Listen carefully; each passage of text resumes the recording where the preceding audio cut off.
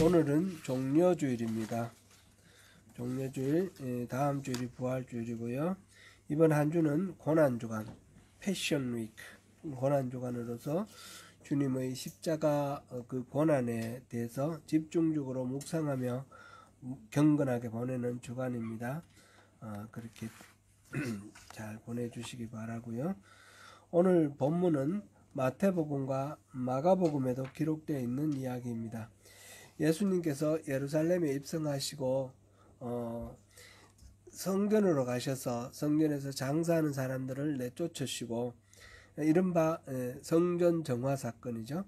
그 일을 하시고 난 뒤에 성전에서 또 백성들에게 복음을 전하시면서 가르치셨습니다.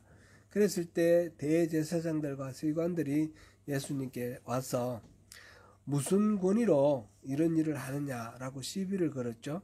성전 정화하는 문제, 그 다음에 또 복음을 전하는 성경의 율법에 대해서 가르치시는 이 일에 대해서 누가 이 권위를 주었느냐. 예수님이 말하자면 그 당시 어떤 종교적인 제도 안에서 권위를 부여받은 적은 없죠.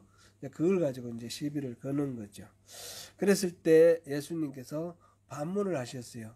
요한의 세례는 하늘로부터냐 아니면 사람으로부터냐. 그런데 이 사람들이 이제 이 반문에 대해서 대답하기가 곤란합니다. 하늘로부터라 그러면 왜 너희들은 그러면 세례 받지 않았냐, 이렇게 반문할 거고, 사람으로부터다 그러면 이 요한의 세례는 하늘로부터 하늘이 권위를 부여해 주신 그런 일이다라고 믿고 있는 그 군중들로부터 또 경을 칠 그런 일이 되죠.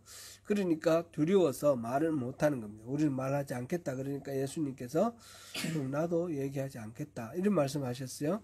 근데 이 말씀 속에서는 예수님은 내가 지금 이 성전을 깨끗이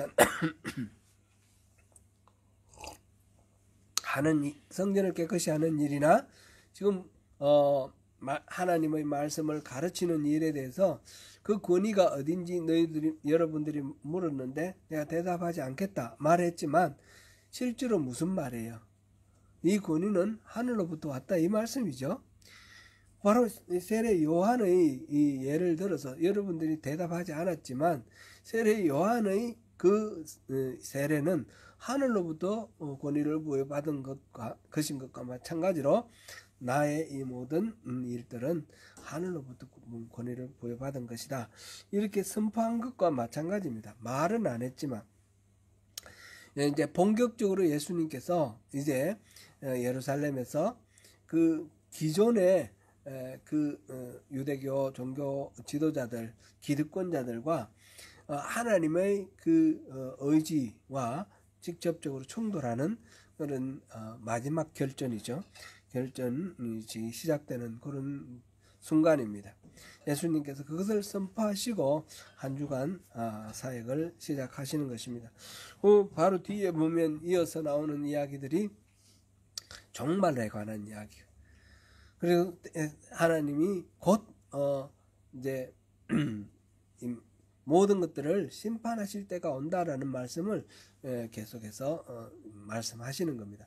이거는 마태복음에서도 그렇고 마가복음에서도 그렇고 누가복음에서도 그렇고 같은 순서로 이렇게 배열이 되어 있습니다. 그래서 예수님께서 자신이 어떤 하나님과 자신 사이에 어떤 위치에 있는지, 그리고 제사장들과 서기관들과 이 종교 지도자들이 지금 현재 어떤 위치에 있으며 어떻게 처신해야 바른지, 그것을 이 비유를 통해서 말씀해 주시는 것입니다. 오늘 같이 오늘 본문을 통해서 하나님께서 이 이야기는 2000년 전에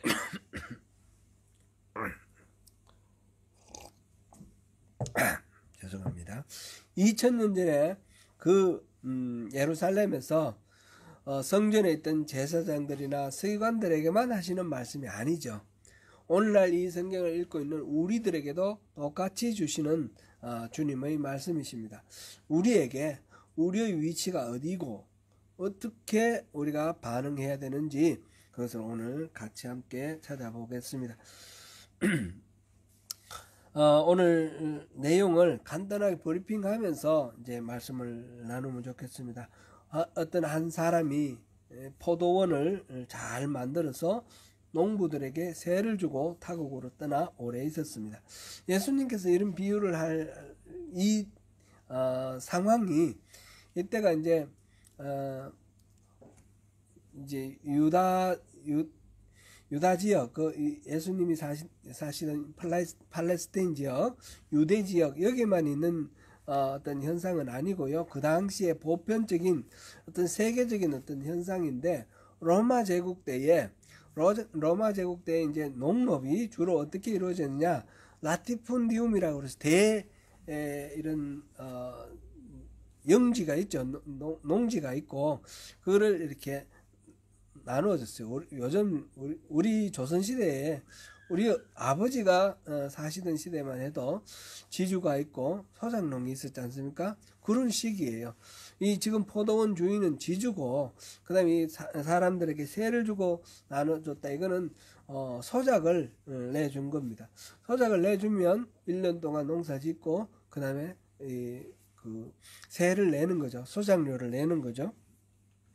그런 식으로 지금 했습니다. 농부들은 포도원을 가꾸고 잘 돌봐서 풍성한 수확을 얻을 수 있었습니다.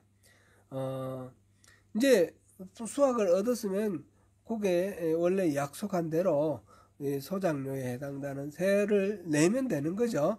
내고 난 나머지는 자기들이 차지할 수 있는 거잖아요. 그런데 뭐 농사가 잘못돼서 수확을 완전히 망쳤을 수도 있고 그럴 경우도 있습니다. 옛날에 보면 그런 경우에는 또 지주가 그 상황에 맞춰 가지고 아량을 베푸는 지주도 있고 또는 악독하게 뺏어가는 지주도 있겠지만 여기서 보니까 그런 특별한 상황은 아닌 것 같아요. 일상적으로 포도를 잘 농사를 지었는데 그 다음에 주인이 세를 받으려 종을 보냈는데 그 세를 주기 싫은 거죠. 자기가 농사 지어서 자기가 수확한 거니까 자기 거다.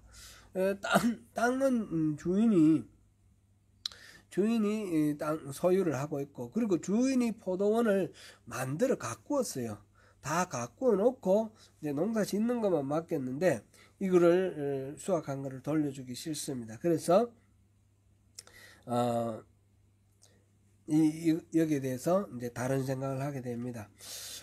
우리에게 주어진 일상 또한 하나님께서 우리에게 주시는 삶의 터전이고 일상을 통해서 주님이 우리에게 여러 가지 우리 노동을 통해서 수확을 얻도록 열매를 얻도록 이렇게 하셨고 그것에 대해서 이 모든 것들의 주인이 하나님이 주인이시다라는 것을 우리가 알아야 됩니다. 내가 열심히 일해서 벌었으니까 이게 내 거지가 아니라 내가 열심히 일할 수 있도록 나에게 건강도 주셨고 나에게 여러 가지 사회적 여건 이런 것 다 감안해서 하여튼 일할 수 있는 기회도 주셨고 그런 모든 것들이 주님이 주신 은혜라는 것을 우리가 인정을 해야 되는데 그거를 인정하지 못하면 우리가 자기 것에만 집착하게 됩니다. 때가 되어서 주인이 이 세를 받기 위해서 종을 보냈는데 농부들은 종을 몹시 때리고 그냥 돌려보냈다라고 10절에 그렇게 나와 있습니다. 이 이야기가 마태복음, 마가복음에도 똑같이 나와 있다 그랬는데 마태복음과 마가복음에서는 그냥 돌려보냈다고 해놓은 게 아니라 때리고 더러는 죽이고 돌로 쳤다 이렇게 되어 있습니다. 주인에게 바칠 세를 바칠 게 이게 억울해서 주인의 것을 자기가 누리면서도 그걸 감사할 줄 모르고 그것을 받으러 온 사람을 오히려 핍박하고 때리고 죽이고 그렇게 했습니다. 탐욕에 빠진 농부들은 주인의 목까지 탐했습니다. 그래서 종들을 핍박한 것입니다. 디모데전서 6장 10절에 보면 돈을 사랑함이 일만악의 뿌리다 그런 말이 있고요. 또 야고보서 1장 15절에 욕심이 잉태한 적 죄를 낳는다. 그런 말씀이 있죠. 이 욕심과 또 이 돈을 사랑하는 것, 우리가 지금 최근에 돈에 대해서 두 주 정도 이렇게 살펴봤습니다. 거지 나사로와 부자의 이야기를 통해서 이렇게 하면서 돈이라는 것 자체는 부 자체가 선도 아니고 악도 아니라라는 걸 우리 봤습니다. 그러나 부에 대해서 우리가 어떤 태도를 갖느냐 하는 것이 문제가 될 수 있다라는 거죠. 여기서도 보면 욕심이 이 지금 수확물을 새로 내느냐 안 내느냐, 내는 거 아니고 자기가 차지하는 거, 이 물질에 대한 욕심이 결국 죄를 낳습니다. 이거는 우리가 숨쉬는 우리 삶의 현장에서 얼마든지 볼 수 있는 그런 일들이죠. 수많은 사회적 범죄 가운데 수많은 부분, 아주 많은 비율이, 아마 비중이 80% 이상 되지 않을까, 대충 생각되는데 다 돈 때문에 있는 이야기. 돈 때문에 범죄를 하는 거예요.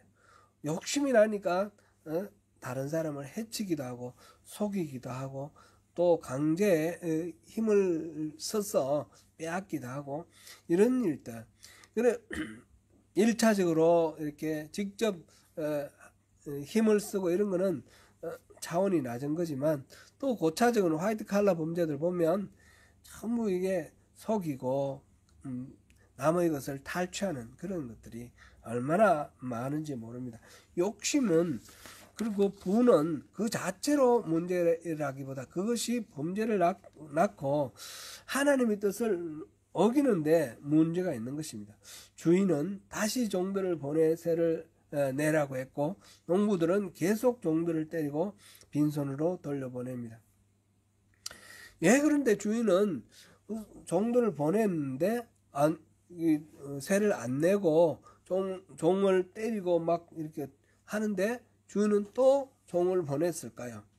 왜 이리 종을 다시 보내느냐? 그거는 농부들이 다시 돌이킬 수 있는 기회를 주는 겁니다. 깨닫게 하는 그 기회를 주는 것이고, 하나님이 여기서 하나님이 이따가 나올 이야기인데, 주인이 이거 이러면 안 된다라는 것을, 화를 내는 것을, 진노를 더욱 알리는 그런 경고이기도 합니다. 이 주인은 지금 하나님을 가리키는 거죠. 하나님은 오래 참으시는 분입니다. 그러나 영원히 참지는 아니하십니다. 악은 시간이 갈수록 더욱 악랄해지고, 죄를 짓는 사람도 처음에는 죄 짓는 것이 어렵지만 죄를 짓다 보면 익숙해져서 죄를 쉽게 지어버리는 그런 경우를 우리가 많이 봅니다. 회개하지 않으면 그 악은 점점 자라게 되고 크게 되고 죄에 대한 감각이 무뎌집니다. 하나님은 오래 참으시지만 그것을 영원히 방치해 놓지는 아니하십니다. 주인은 마침내 사랑하는 아들을 보낸다 그랬습니다. 13절에.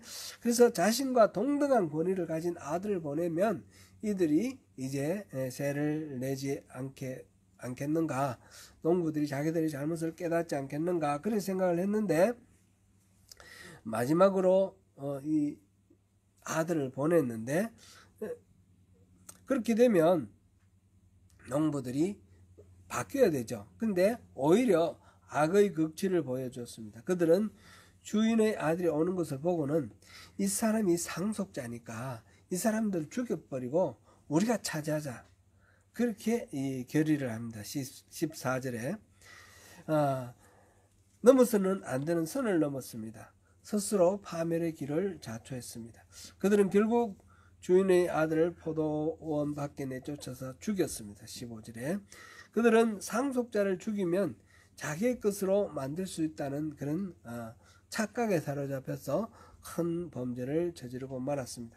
하나님의 인내와 관용이 이제 그칠 때가 됐습니다. 아들에 대한 소식을 들은 포도원 주인은 농부들을 진멸하고 포도원을 다른 사람에게 주었습니다. 하나님의 인내가 끝나면 심판은 거침없이 이루어집니다. 긍휼 없는 심판은 더 이상 피할 곳이 없습니다. 사람들은 놀라서 그 이야기를 듣고 그렇게 되지 말아지이다 이렇게 말을 했습니다. May this never be 이렇게 반응했습니다. 심판의 때가 곧 옵니다. 속히 회개하고 하나님께 돌아가야 합니다.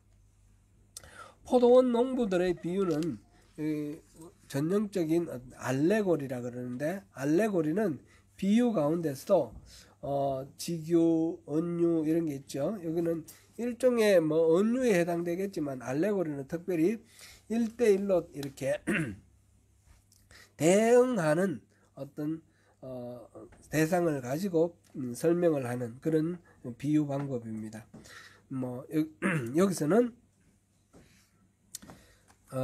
포도원 주인은 하나님을 의미하는 것이고, 농부는 그 당시의 지도자를 말하는 것이고, 포도원은 이스라엘이고, 종들은 선지자를 말하는 것입니다.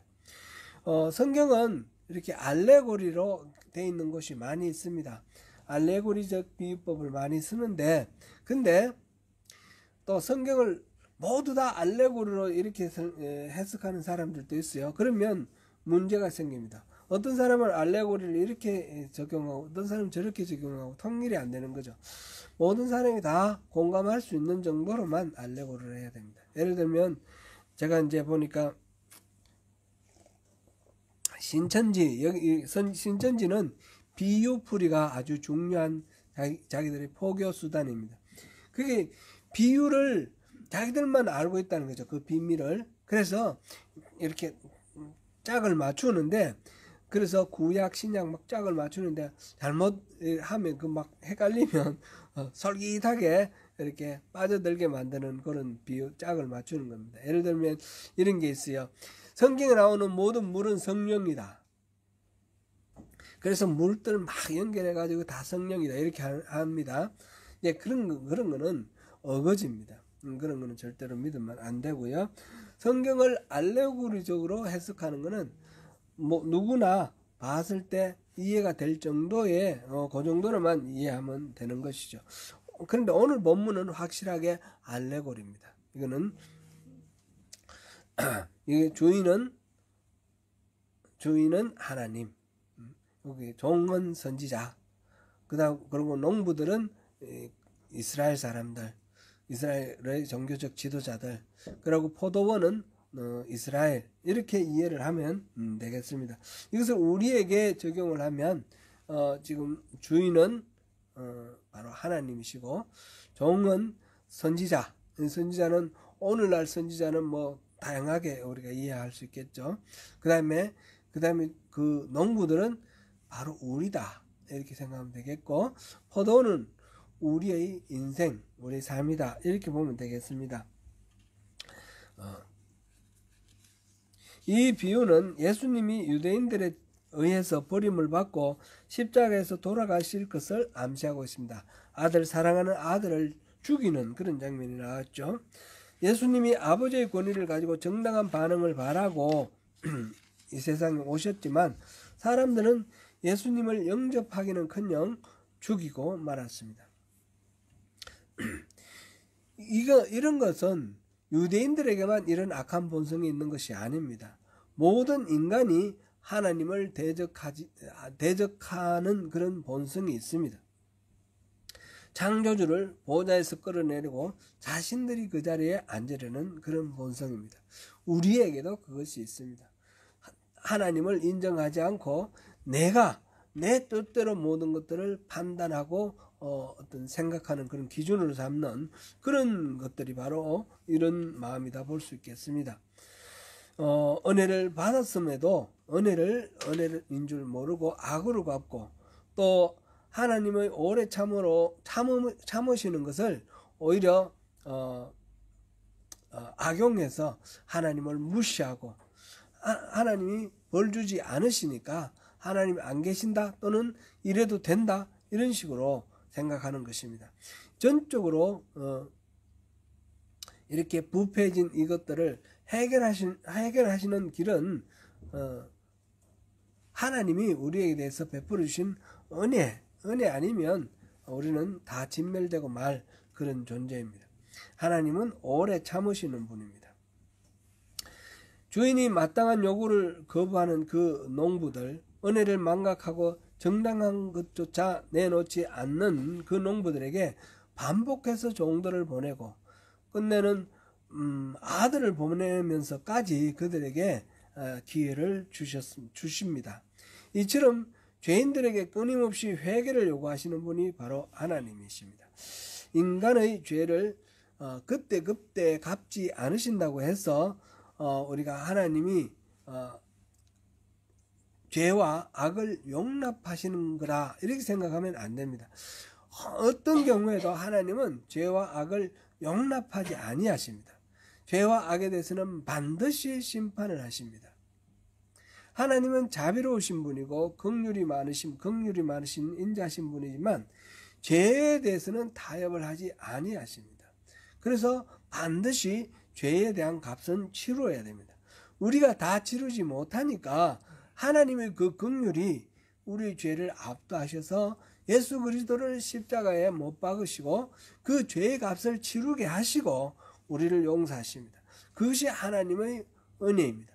그러나 그것조차도 받아들이지 않고 그 하나님의 은혜를 거부하는 자에게는 그 은혜가 가닿지 않습니다. 그것이 하나님의 공의입니다. 우리는 하나님의 오래 참으심에 감사하고 진심으로 회개하면서 끊임없이 하나님의 그 말씀, 하나님의 뜻에 우리의 생각을 맞추어 가야 합니다. 이 비유는 하나님과 그 아들 예수 그리스도에 대항해서는 절대로 안 된다는 것을 보여줍니다. 농부들은 주인의 아들을 죽이면 포도원이 자신들의 소유가 될 것으로 여겼지만 그것은 결국 자신들이 진멸당하고 모든 것들을 빼앗기는 그런 이유가 되었습니다. 하나님은 소멸하시는 불이라는 그런 표현이 있죠. 진노의 불을, 하나님의 진노의 불을 끌 수가 없습니다.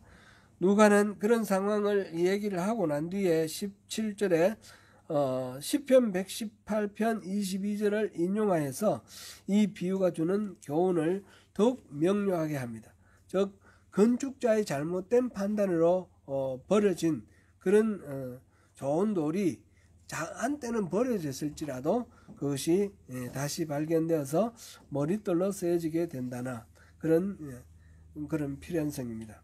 따라서 이 비유에서 건축자는 주인과 종의 아들을 배척하고 죽인 농부들을 상징하고 사실적으로 이스라엘의 종교 정치 지도자들과 불신앙적인 유대인들을 가리키는 말입니다. 그렇게 버려진 돌이 하나님께서는 그것을 다시 머릿돌로 삼으실 거다 그랬고, 그 머릿돌이 된 것이 곧 하나님 아들 예수 그리스도를 말하면서 교회의 모퉁이돌, 머릿돌이 된다라는 것입니다. 이것이 바로 인류 구원의 머릿돌, 모퉁이돌이 되는 것입니다.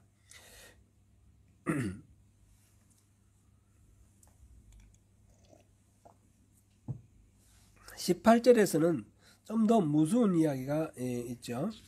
18절 한번 우리 먼저 읽어보고 가면 좋겠습니다. 18절 같이 한번 읽습니다. 시작. 무릇 이 돌 위에 떨어지는 자는 깨어지겠고 이 돌이 사람 위에 떨어지면 그를 가루로 만들어 흩뜨리라 하십니다. 아멘.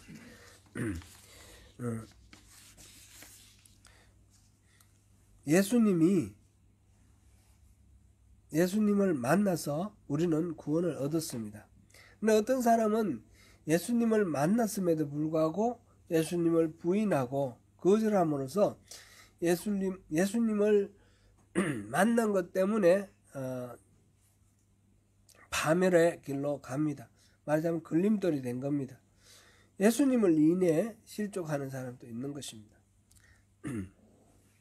그래서 예수님의 비유를 들은 종교 지도자들이 그러했듯이 오히려 예수님을 만남으로써 예수님에 대한 적대감, 또 예수님을 해하려는 마음, 이런 것들이 더 굳어져서 예수님으로부터 하나님의 심판을 받는 그런 경우입니다. 그래서 여기서는 이 모퉁이돌이 디딤돌, 모퉁이돌이 되어야 될 예수님이 오히려 걸림돌이 되는 것입니다.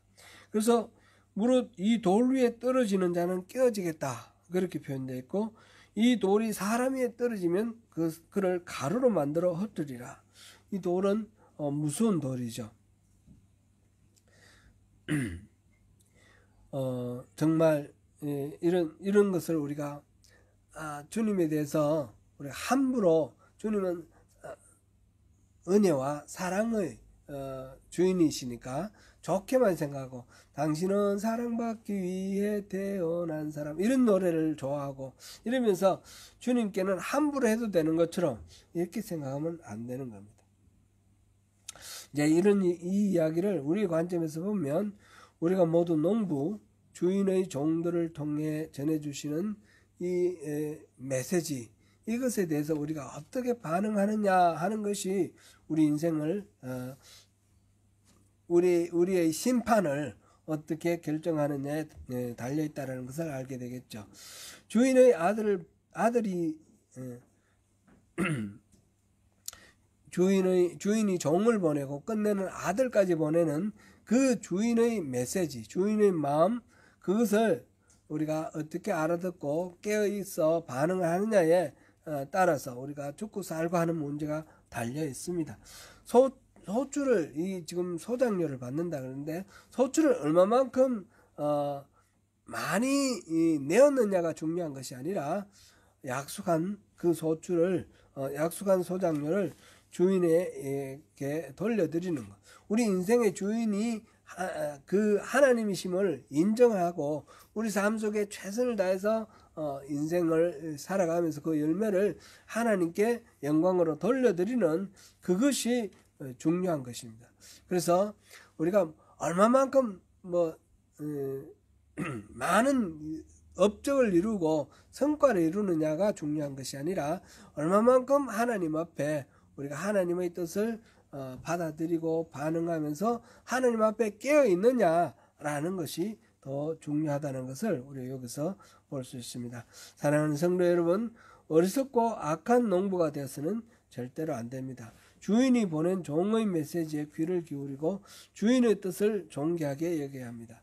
그 아들을 무엇보다도 귀하게 여겨야 합니다. 아들을 향한 반응이 우리의 영혼을 결정하기 때문입니다. 예수님을 삶의 중심에 모시는 선한 농부가 되어 구원하시는 하나님의 동력자가 되는 놀라운 은혜의 주인공이 되시기를 축원합니다.